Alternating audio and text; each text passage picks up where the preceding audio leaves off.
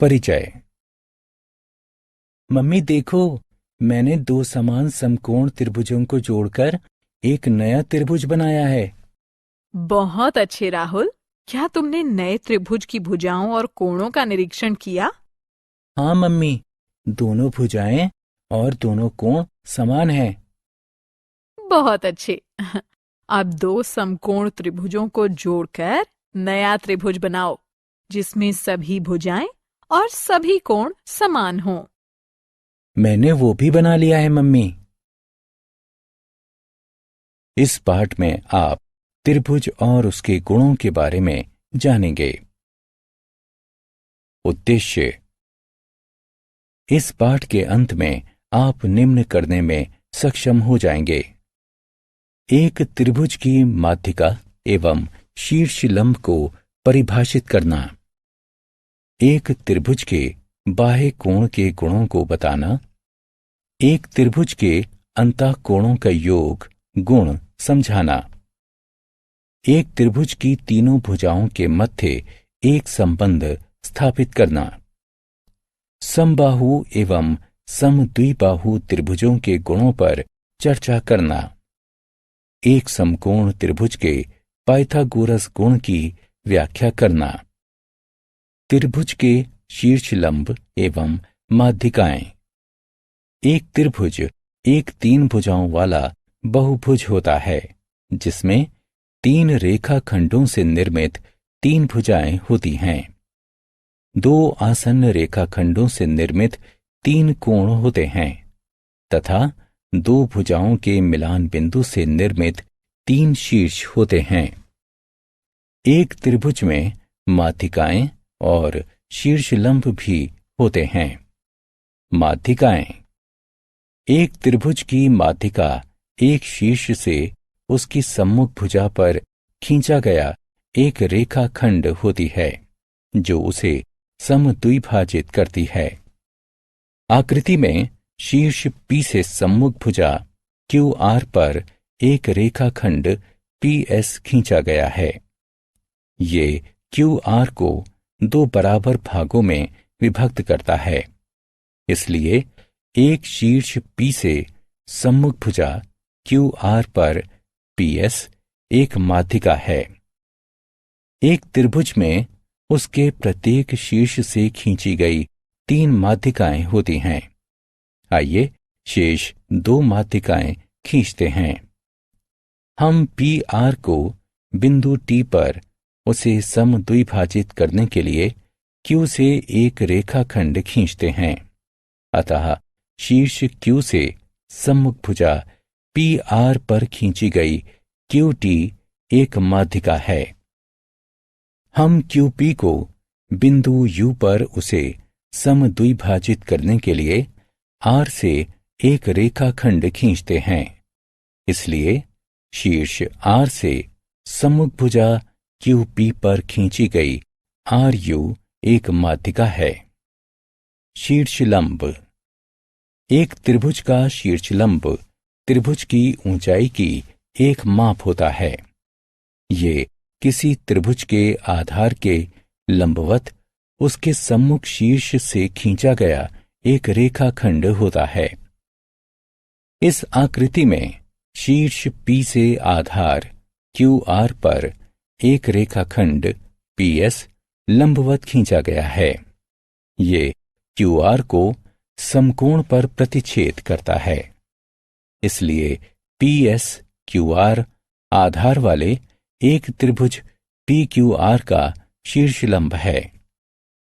तीन शीर्षों के संगत एक त्रिभुज के तीन भिन्न शीर्ष लंब होते हैं। आइए अब हम शेष शीर्ष लंबों को ध्यान से देखते हैं। हम Q से RP के बिंदु T पर एक लंबवत रेखाखंड खींचते हैं। ये RP को समकोण पर प्रतिच्छेदित करता है। इसलिए QT आधार RP वाले त्रिभुज QRP का शीर्ष लंब है। हम R से PQ के बिंदु U पर एक और लंबवत रेखाखंड खींचते हैं। ये पी क्यू को समकोण पर प्रतिच्छेदित करता है। अतः आर यू आधार पी क्यू वाले त्रिभुज आर पी क्यू का शीर्ष लंब है। त्रिभुज के बाह्य कोण। एक त्रिभुज के 3 अंतःकोण होते हैं। इसके कुछ बाह्य कोण भी होते हैं। आइए अब हम इनको ध्यान से देखते हैं। एक त्रिभुज का एक बाह्य कोण, जैसा कि इसके नाम से प्रतीत होता है, त्रिभुज के बाहर स्थित होता है। एक त्रिभुज के एक शीर्ष का विस्तार करके हम एक बाह्य कोण की रचना कर सकते हैं। 3 शीर्षों के संगत एक त्रिभुज के 6 बाह्य कोण होते हैं। यदि हम त्रिभुज एफ डी ई के शीर्ष ई का विस्तार करते हैं, तब बाह्य कोण एफ ई जी की रचना होती है।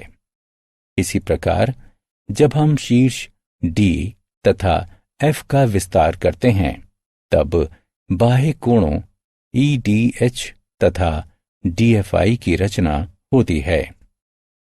एक त्रिभुज के एक बाह्य कोण की माप इसके सम्मुख अंतःकोणों की मापों के योगफल के बराबर होती है।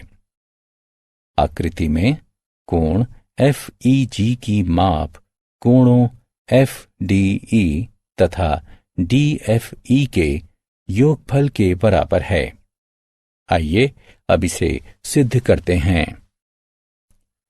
हम एक बिंदु ई से एक रेखाखंड ई जे इस तरह खींचते हैं कि ई जे तथा डी एफ समानांतर हैं।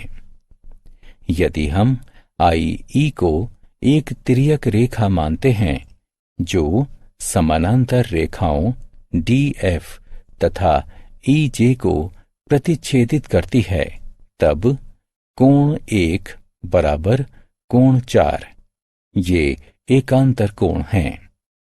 यदि हम डी जी को एक तिर्यक रेखा मानते हैं जो समानांतर रेखाओं डी एफ तथा ई जे को प्रतिच्छेदित करती हैं, तब कोण 2 बराबर कोण 5 है। ये संगत कोण है।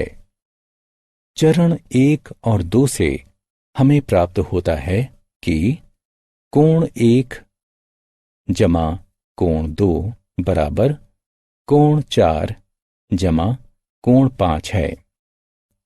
इसका तात्पर्य है कि कोण एफ ई जी बराबर कोण डी एफ ई जमा कोण एफ डी ई है।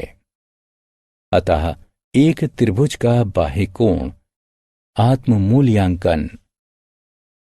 ध्यानपूर्वक प्रश्नों को पढ़िए एवं सही उत्तरों का चयन कीजिए। त्रिभुज के गुण। एक त्रिभुज के 3 कोण एवं 3 भुजाएं विशेष गुणों का प्रदर्शन करते हैं। कोणों के योग का गुण। भुजाओं की लंबाई के योगफल का गुण। आइए इनके बारे में एक एक करके जानें। कोणों के योग का गुण। एक त्रिभुज के कोणों के योग का गुण बताता है कि एक त्रिभुज के तीनों कोणों की मापों का योगफल 180 डिग्री होता है। आकृति में कोण ए जमा कोण बी जमा कोण सी बराबर 180 डिग्री है। आइए अब हम एक त्रिभुज के कोणों के योग के गुण को सिद्ध करते हैं। आइए कोण बी ए सी का विस्तार करें। कोण 4 बराबर कोण 2 जमा कोण 3 है।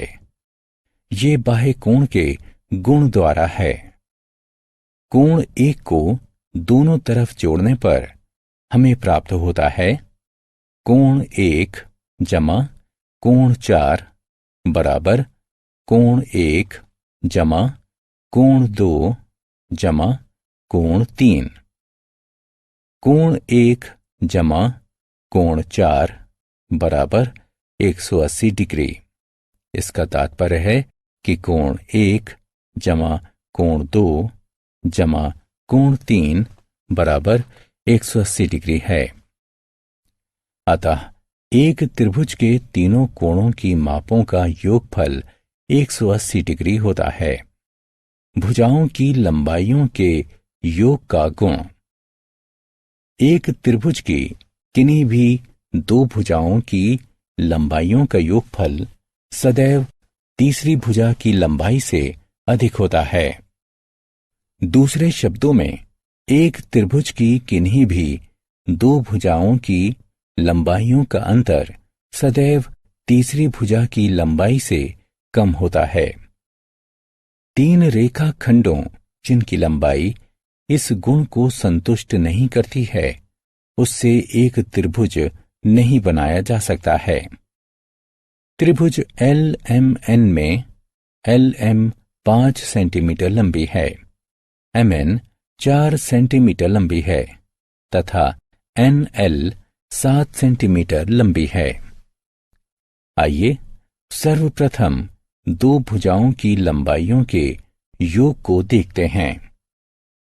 LM जमा MN बराबर 5 जमा 4 बराबर 9 सेंटीमीटर है, जो कि बड़ी है NL से, जो 7 सेंटीमीटर की है।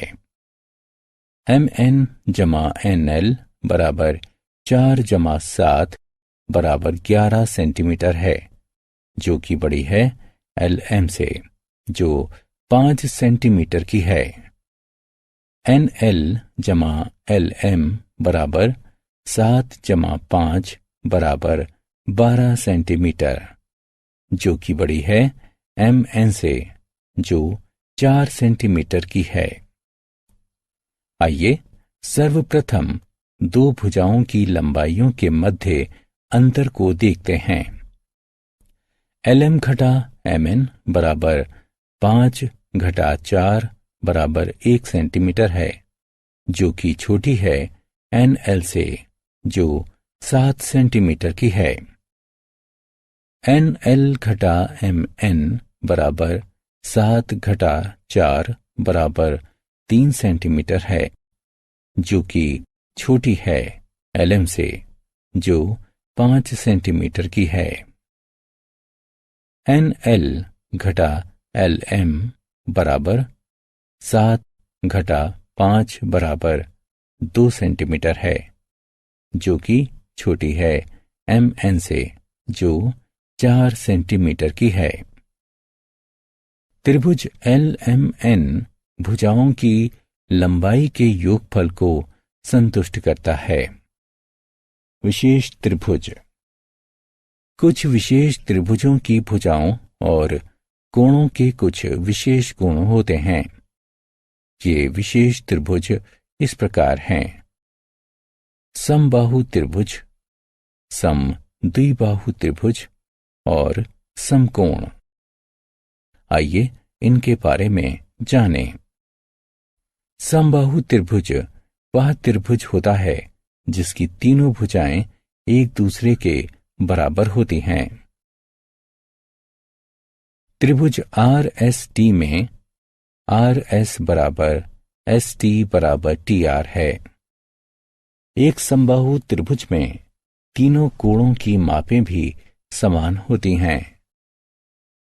त्रिभुज RST में कोण RST बराबर कोण STR बराबर कोण TRS है। अतः एक समबाहु त्रिभुज एक समकोणिक भी होता है।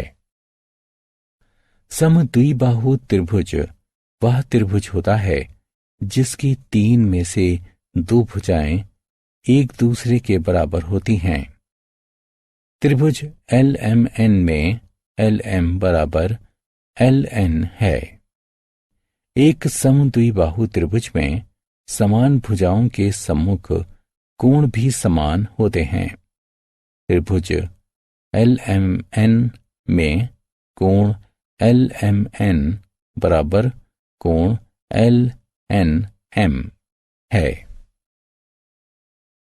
एक समकोण त्रिभुज में समकोण की सम्मुख भुजा सबसे लंबी होती है। इसे कर्ण कहते हैं। दो भुजाएं जो उनके बीच समकोण बनाती हैं समकोण त्रिभुज का पाद कहलाती हैं। पाइथागोरस नाम के एक यूनानी दार्शनिक द्वारा खोजे गए पाइथागोरस गुण के अनुसार एक समकोण त्रिभुज के दो पादों की लंबाइयों के वर्ग का योगफल उसके कर्ण की लंबाई के वर्ग के बराबर होता है। पाइथागोरस गुण के अनुसार समकोण त्रिभुज PQR में PQ वर्ग जमा QR वर्ग बराबर PR वर्ग है। त्रिभुज XYZ में यह दिया गया है कि XY वर्ग जमा YZ वर्ग बराबर XZ वर्ग है। आइए सारांश।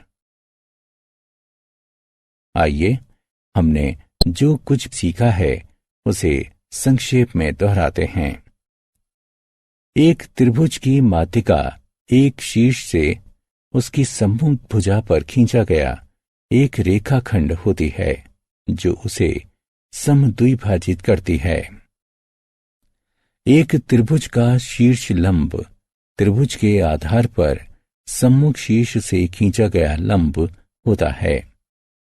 एक त्रिभुज के बाह्य कोण की माप सम्मुख अंतःकोणों की मापों के योगफल के बराबर होती है।